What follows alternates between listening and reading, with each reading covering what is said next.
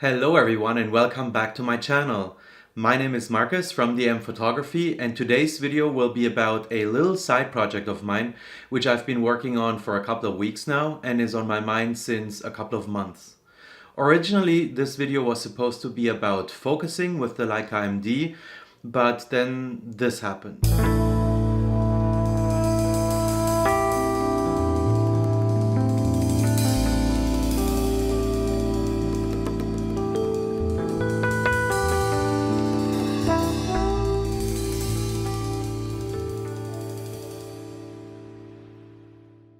Here in Zurich, spring is fighting winter still so hard, and it doesn't look like it's going to win anytime soon. And this fact doesn't allow me to shoot the focusing video the way I want to. Since I didn't want to leave you without any life sign this week, I thought I could share what else is going on in my life. Intro.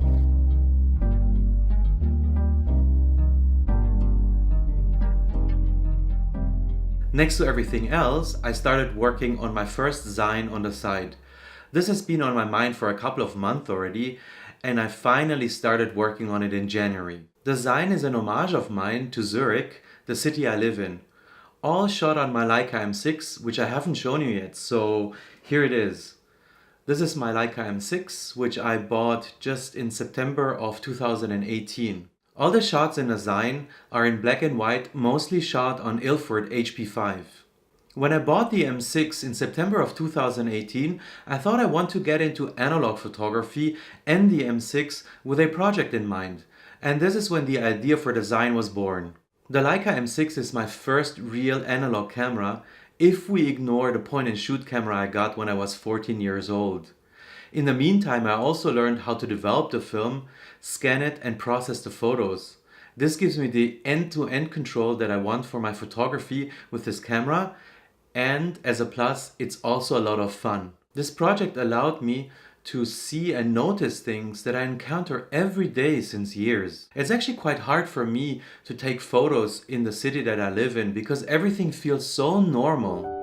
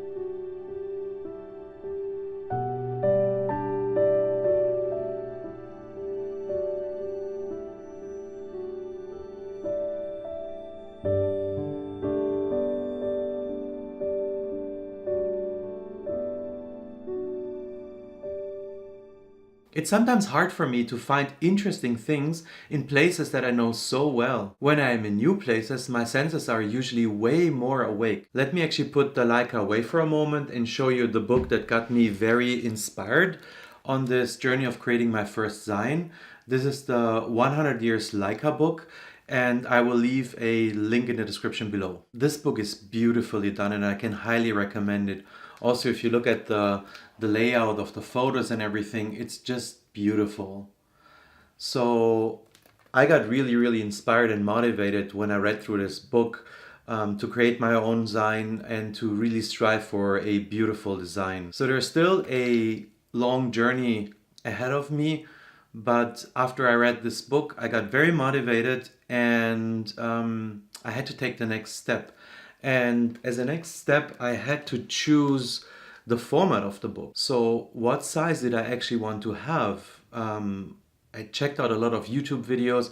I saw that many photographers are actually doing ZINEs currently.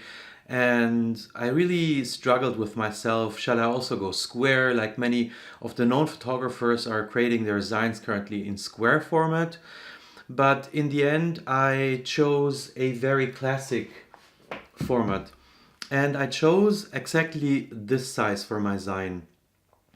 This is a Leica magazine from 1939. so prior to the Second World War. And a dear friend of mine sent it to me, and when I received it, and I had this project in mind, this homage to Zurich, and in this beautiful film, black and white, I thought I should actually honor it also with the format that Leica used back in 1939. Now that I figured out the size for my ZINE, it was time for me to figure out the software and the whole creation process around the project. I do not own an InDesign license or Adobe Illustrator, so I decided to go the open source route. And I stumbled across a software called Scribus, or maybe it's called Scribus. I will leave a link in the description below, and you guys can let me know in the comments how it's pronounced correctly. And so I started this journey of figuring out how to create templates, how I want the magazine to look like. And it took me actually quite some time to figure out even small details like how to show portrait photos. So look at this here. So in the same process then I had to do for portrait photos and for spreads actually. It was not really easy to create all of this and to come up with ideas for the cover and the backside. And then it continued further, right? How do you open up such a ZINE? What are the words you want to put in there? All of this is very exciting and very new to me, and I can't wait to share the final product with you guys. But for the time being, since I don't have the full magazine ready yet and I'm far away from anything printing, let me show you where I am right now.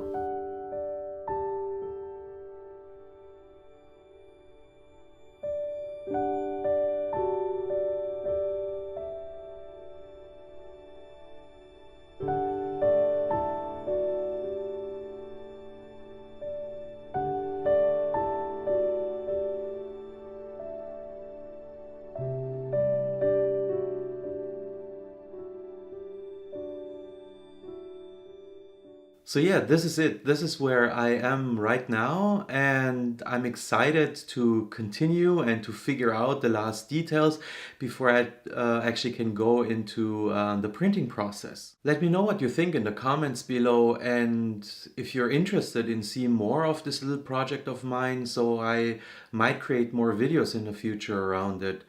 But that's it for the short update. Thank you for watching this video. I hope you enjoyed it. If you did so, please smash the like button below, and if you're not subscribed yet, please don't forget to subscribe to the channel if you want to see more of this. Before I leave you, I want to share a couple of more photos that you will find in this ZINE. Enjoy and see you next time.